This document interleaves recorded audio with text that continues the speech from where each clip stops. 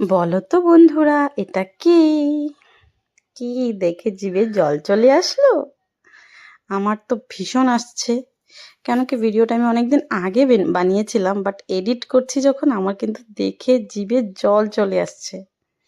তো তোমাদেরও কি আসছে? তাহলে ঝটপট রেসিপিটা দেখে নাও। দেরি না করে খুব সিম্পলভাবে আমি এই চাট রেসিপিটা তোমাদের সাথে শেয়ার করেছি বন্ধুরা। অনেক সিম্পলভাবে করেছি আর একদম কম ইনগ্রেডিয়েন্টস দিয়ে, মানে একদম ঘরোয়া পদ্ধতিতে। যেভাবে বাজারে পাওয়া যায় ঠিক ততটা আমি ইনগ্রিডিয়েন্টস ইউজ করিনি, বাট কিছু কিছু করেছি। তো তোমরা এটা দিয়ে কিন্তু করতে পারো খুব সাধারণভাবে। তো দেখো, এখানে আমি 3টে আলু সেদ্ধ করে রেখেছিলাম, এটাকে ছুলে দেখো আমি গোল গোল করে কেটে নিচ্ছি। আর যেহেতু ফার্স্ট টাইম বানাচ্ছি তো মানে চাট, যারা চাট বানায় তাদের মতো এক্সপিরিয়েন্স নেই, তো কিছুটা ভেঙে যাচ্ছে, মানে কিভাবে আলুটা কাটবো বুঝতে পারছি না। তথাপিও দেখো কেটে নিচ্ছি, সব আলুগুলোকে এভাবে গোল গোল করে কেটে নেব। তো চলো কেটে নিই, আর কাটতে কাটতে তোমাদেরকে বলে দিই বন্ধুরা, তোমাদের যদি আমার এই ভিডিওটা ভালো লেগে থাকে অবশ্যই একটা লাইক করো। আমার চ্যানেলে নতুন হয়ে থাকলে চ্যানেলটাকে সাবস্ক্রাইব করার অনুরোধ রইল। ভিডিওটা ভালো লাগলে একটা কমেন্ট করতে ভুলো না। আর হ্যাঁ, পারলে একটু তোমাদের বন্ধুদের সাথে শেয়ার করে দিও। আর যদি তোমরা ফেসবুক পেজ থেকে দেখে থাকো তাহলে আমার পেজটাকে ফলো করার অনুরোধ রইল। তো বন্ধুরা, এইটুকুই অনুরোধ তোমাদের কাছে, তোমরা অনুরোধটুকু পুরো করে দিও। আর তোমরা একদম লাইক করতে ভুলে যাও, প্লিজ একটা লাইক করে দিও। তো দেখো আমি সব আলুগুলোকে গোল গোল করে কেটে নিচ্ছি। তোমরাও চেষ্টা করবে তোমাদের সুবিধা মতো কেটে নেওয়ার। তো ওরকম করে কাটতে দেখবে একটু অসুবিধা হচ্ছিলো বলে আমি লম্বা লম্বা করে কেটে নিচ্ছি আর কি, গোলভাবে না করে লম্বাভাবে করে নিচ্ছি। তো দেখবে আর কি, একবার করলে প্রথম থেকে নেক্সট বার যখন করবে তখন আরও বেশি ভালো হবে। তো আমার কতগুলো একটু ভেঙে গেছে আলু, ভালো করে কাটতে পারিনি। একটা কোনোটা মোটা হয়ে গেছে, মানে কি বলবো আর। চলো, চলবে, ঘরে তো সব কিছু হয়ে যাবে, কোনো ব্যাপার না। তো দেখো তারপর কি করব বলো তো, এগুলোকে একদম একটা একটা করে, মানে একটার ওপর একটা না, মানে পুরো প্লেটে একটা একটা করে সাজাবো। দেখো এরকম করে যেভাবে ভিডিওতে দেখতে পাচ্ছ বন্ধুরা, সেভাবেই আমি মানে আর কি সাজিয়ে দেবো এভাবে। দেখো আমার অনেকটাই সাজানো হয়ে গেছে, দেখতে পেয়েছো, সাজানো হয়ে গেছে। তারপর এটা সাজিয়ে রেখে আমি একটা কালো কড়াই গরম বসিয়ে দিয়েছি। এই কড়াইগুলোতে দেখবে ভাজাভাজি করার জন্য খুব ভালো।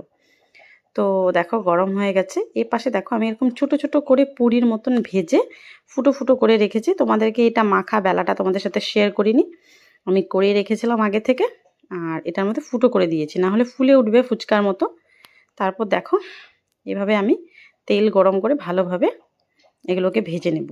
কিছুটা হয়তো আমার মানে নেতিয়ে যাবে, মানে গেছে আর কি, 1-2টা, আর বাকিগুলো একদম ক্রিস্পি হয়েছে।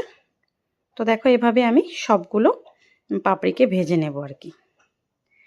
তারপর দেখো এখন আবার এটাকে ডেকোরেট করব, মানে সাজাবো। এই দেখো পাপড়িগুলো, একটা পাপড়ি দেখো ঠিক হয়েছে, কিন্তু আর এই সামনে সাদা দুটো পাপড়ি দেখতে পাচ্ছ, ওগুলো ঠিক এতটা ভালো হয়নি। দেখো এই দেখো, হচ্ছে না, নেতিয়ে গেছে। তো যাই হোক, ছাড়ো, এই দুটো এমনি খেয়ে নেব, প্রথম করেছি তো, আর প্রথম ভিডিওটি তোমাদের সাথে শেয়ার করছি।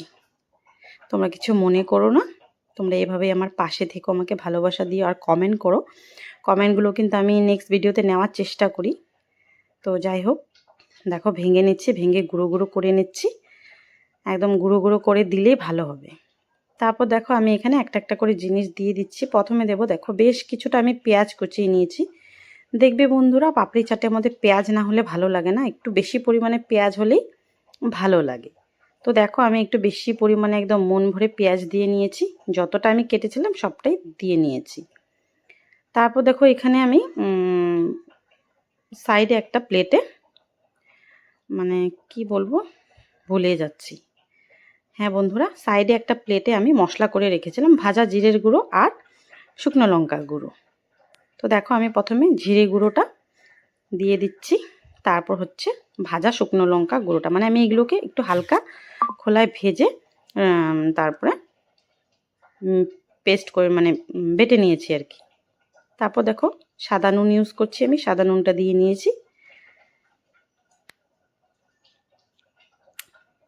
তারপর নুনটা দেওয়া হয়ে গেলে দেখো আমি তেঁতুলটাকে চটকে রস বানিয়ে রেখেছিলাম, মানে তেঁতুল পাল্পটা আমি দিয়ে নিচ্ছি।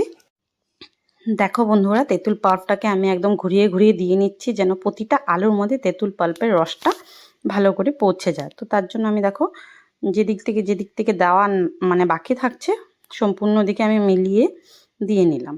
তারপর দেখো এখন দেব হচ্ছে গিয়ে পাপড়ি, যে গুঁড়ো করে রেখেছিলাম পাপড়িটাকে, সেই পাপড়িটাকে এরকম সুন্দর করে ছড়িয়ে দেব। বন্ধুরা, আমার মানে এই রেসিপিটা বানানোর কোনো প্ল্যান ছিল না, তো আমার ঘরে বাদাম ছিল না, তাই আমি বাদামটা ইউজ করতে পারিনি। কিন্তু আমি তোমাদেরকে সাজেস্ট করব যে তোমরা বাদামটাও দিও, বাদামটাকে ভেজে তোমরা হচ্ছে গিয়ে দিতে পারো, আর না হলে শুকনো খোলায় ভেজে চোকলাটাকে ফেলে তারপর তোমরা ইউজ করতে পারো। তারপর দেখো এখানে দিয়ে দিচ্ছি ভুজিয়া, যে সবাই এটাকে ঝুরি ভাজা বলে, ভুজিয়া বলে, যে যাই হোক এটা রেডিমেড কিনে এনেছি, এটা দিয়ে দিলাম। তো দেখো এখন আমার মোটামুটি হয়ে গেল। এখন হচ্ছে গিয়ে আরেকটা জিনিস দেব, সেটা হচ্ছে গিয়ে টমেটো কেচাপ। তো দেখো আমি এখানে 2 টাকার প্যাকেট ইউজ করেছি, তোমাদের যেরকম থাকবে তোমরা সেই সুবিধা মতো দেবে, আমি খুব একটা ইউজ করিনি। আর হ্যাঁ বন্ধুরা, এখানে আরেকটা জিনিস ইউজ করা যায়, সেটা হলো গিয়ে টক দই। তো আমি টক দইটা দিইনি, বললাম না কোনো প্ল্যান ছিল না, হঠাৎ করে বানিয়েছি, কিন্তু এটা অনেক টেস্টি হয়েছিল খেতে বন্ধুরা। তো আমি তোমাদেরকে বলবো অবশ্যই তোমরা একবার ট্রাই করো, ট্রাই না করলে বুঝতে পারবে না। দেখবে অনেক সময় অনেক কিছু খেতে ইচ্ছে করে, কিন্তু ঘরে সব জিনিস থাকে না, তো যেটা নেই তো নেই, যেটা আছে সেটা দিয়েই চলো ট্রাই করি। তো দেখো আমি এখন খেয়ে তোমাদেরকে দেখাচ্ছি। তো অনেক টেস্টি হয়েছিল বন্ধুরা, মানে কি বলবো, মানে এত কম ইনগ্রিডিয়েন্টস দিয়ে বানিয়েছি তথাপি অনেক ভালো হয়েছিল। তো আমি তোমাদেরকে বলবো তোমরাও একবার ট্রাই করো। তো চলো আজকের জন্য টাটা, বাই।